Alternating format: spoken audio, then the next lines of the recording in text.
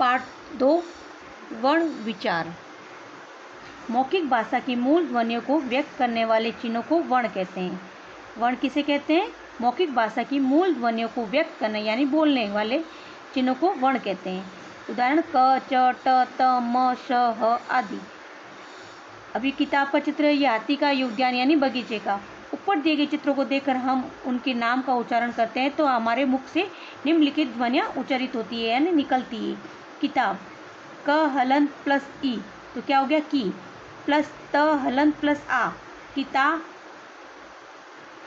Plus ब हलन plus अ किताब। अब हाथी, ह हलन, हाथी पे किसकी मात्रा है? आ की, तो हा बना। फिर थ हलन प्लस किसकी मात्रा है? बड़ी ई की मात्रा, तो हाथी। ऐसे इस प्रकार की छोटी से छोटी ध्वनियाँ प्रत्येक भाषा में होती है। इन ध्वनियों के और अधिक खंड नहीं किए जा सकते यानी टुकड़े नहीं किए जा सकते। ऐसी ध्वनियाँ व्याकरण में वर्ण कहलाती है। क्या कहलाती है? वर्ण। इस पर प्रश्न 1 का उत्तर भी लिख देना। ये उत्तर भी है, ये भाषा की सबसे छोटी इकाई है। वर्ण को अक्षर भी कहते हैं। फिर ये वर्णमाला। क्या है? वर्णमाला। वर्णों के व्यवस्थित समूह को वर्णमाला कहते हैं। हिंदी वर्णमाला में 52 वर्ण है जिनका प्रयोग देवनागरी लिपि में किया जाता है। हमारी लिपि कौन सी है? देवनागरी लिपि है। और वर्णों की संख्या कितनी है वर्णमाला में? 52। हिंदी वर्णमाला अ आ इ ई उ री ए आई ओ औ टोटल 11 स्वर हो गए। ये अंगूर खाली ये 2 है। फिर है स्वर, नहीं सॉरी व्यंजन, क ख ग घ ड़, च छ ज झ ण, ट ठ ड ढ ण, त थ द ध न, प फ ब भ म, य र ल व, श स स ह। ये टोटल होते हैं 33। ये है व्यंजन। ण खाली और ढ ढक्कन, ढ ये 2 अलग। फिर है श क्षत्रिय, त्र त्रिशूल, ज्ञ ज्ञानी बाबा और स श्रमिक, ये टोटल 4। इन सबको मिला के कितने हो गए वर्ण? 52।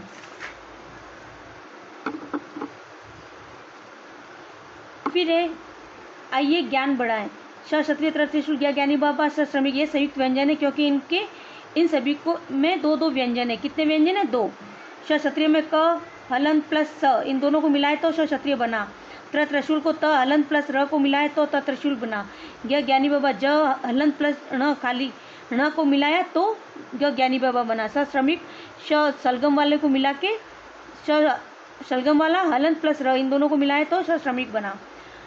ओ ज फ अंग्रेजी तथा उर्दू भाषा की ध्वनियाँ हैं, इन्हें आगत ध्वनियाँ भी कहते हैं। अगर आपका क्वेश्चन आता है आगत ध्वनियाँ किन्हें कहते हैं तो ये लिखोगे आप।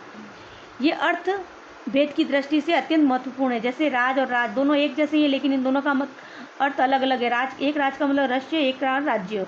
फन और फन, फन मतलब सांप का फन, फन माना हुनर। बाल और बाल का मतलब होता है सिर का बाल और एक बाल का मतलब होता है गेंद।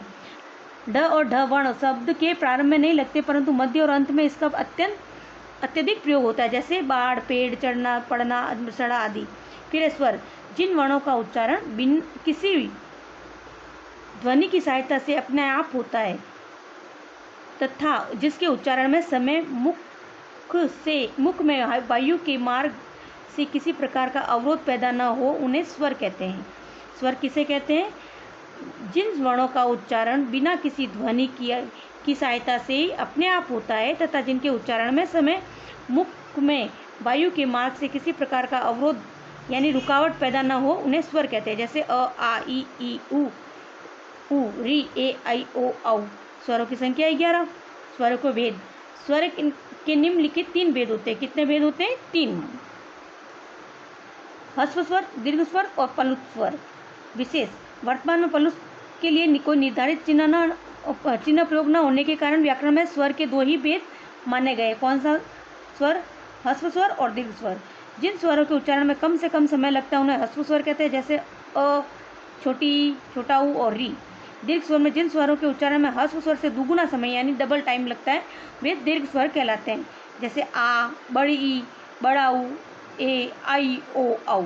स्वरों की मात्राएं स्वरों का स्वतंत्र रूप में ही भी प्रयोग किया जाता है परंतु जब स्वरों का प्रयोग व्यंजनों के साथ मिलाकर किया जाता है तब उनका स्वरूप बदल जाता है, वह मात्रा कहलाता है। अब है स्वरों के निश्चित चिन्ह तथा मात्राएं। ये स्वर आपको पता है अ, आ, ई, उ, री, ए, आई, ओ, औ, टोटल 11 है। अ की कोई मात्रा नहीं होती, आ की मात्रा वगैरह ये मात्रा खुद देखेंगे। अ स्वर की कोई मात्रा नहीं होती, यह स्वर प्रत्येक व्यंजन में छिपा रहता है। व्यंजनों का अरहित रूप लिखने के लिए उनके नीचे हलंत लगाया जाता है, जैसे क हलंत, च हलंत, ट हलंत, ऐसे। अयुग्मवाहा। स्वरों तथा व्यंजनों के अतिरिक्त हिंदी वर्णमाला में 2 और वर्ण होते हैं, जैसे अ अंगूर अनुस्वर कहलाता है और अ खाली विसर्ग, इन्हें अयोग्यवाह कहते हैं। ये स्वर भी नहीं है और व्यंजन भी नहीं है। अनुस्वर यानी शिरोरेखा के ऊपर जो बिंदी लगती है उसे अनुस्वार कहते हैं। जिस स्वर के उच्चारण में हवा नाक से बाहर आती है और उच्चारण अधिक जोर से होता है वह ध्वनि अनुस्वार कहलाती है, जिसका चिन्ह है लाइन के ऊपर बिंदी। प्रत्येक व्यंजन वर्ण का पंचम या अंतिम वर्ण अनुस्वार होता है, जैसे कंगन, संग, पंख, पंथ, संवाद, घंटी, यंत्र। अनुनासिक, इसका चिन्ह होता है चंद्र बिंदु जैसे ऊपर लाइन के ऊपर। जिस स्वर के उच्चारण में हवा मुख तथा नाक दोनों से बाहर आती है उस ध्वनि को अनुनासिक कहते हैं। इसका चिन्ह होता है चंद्र बिंदु, इसे चंद्र बिंदु भी कहते हैं, जैसे चांद, गांव, टांग, सांप, आंवला, छाम आदि। विसर्ग, विसर्ग मतलब 2 चिन्ह पीछे होते हैं, ऐसे डॉट। इसका उच्चारण ह के समान होता है, जिसका चिन्ह होता है 2 डॉट हैं, जैसे प्रातः, आई आवाज ह की, नमः, प्राय, अतः, अनंत। आज हम यहाँ तक ही पढ़ेंगे और इसके प्रश्न उत्तर करेंगे। कौन कौन से हैं देखो। अभ्यास, उचित विकल्प पर राइट का चिन्ह लगाना है। वर्ण कहा जाता है किसको? लिखने के चिन्हों को राइट लगाओ। फिर सेकंड, हिंदी वर्णमाला में वर्णों की संख्या होती है। वर्णों की संख्या कितनी होती है? 52। फिर तीसरा है अ अंगूर और अ खाली क्या है? अयोग्यवाह, राइट लगाओ। फिर ये फोर्थ वाला नहीं करना है क्योंकि हमने पढ़ा नहीं है। फिर ये भी नहीं करना है, ख खरगोश वाला भी नहीं करना है। फिर घ गमला, वर्णों को जोड़कर लिखना है जो आपको आता है। फिर ये घ घड़ी वाला नहीं करना है। फिर न खाली निम्नलिखित प्रश्नों के उत्तर लिखिए। वर्ण किसे कहते हैं, इसका की क्या विशेषता है? मैंने टिक लगाया है, वो देख लेना। स्वर के कौन कौन से भेद हैं उदाहरण सहित बताइए, ये भी आपको करना है। फिर है अनुस्वार और दीर्घ स्वरों में अंतर। 1, 3 और 4, ये 3 क्वेश्चन आपको कॉपी में करने हैं। ओके।